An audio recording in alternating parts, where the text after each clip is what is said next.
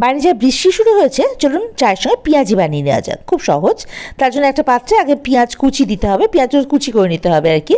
দিতে হবে স্বাদ অনুযায়ী লঙ্কা কুচি, কাঁচা লঙ্কা কুচি, দিতে হবে অল্প একটু নুন স্বাদ অনুযায়ী।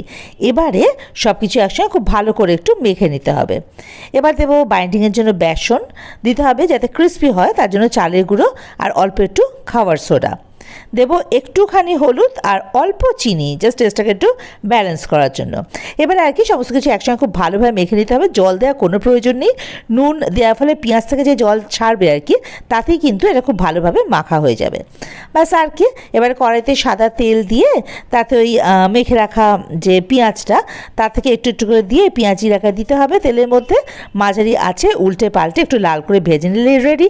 এবার চায়ের সঙ্গে এটা সার্ভ করুন, টমেটো সস দিয়ে খান। আবার দুপুরে কিন্তু ডালের সঙ্গেও কিন্তু এই মুসুর ডাল, পাতলা মুসুর ডালের সঙ্গে খেতে দারুণ লাগে এই পেঁয়াজি।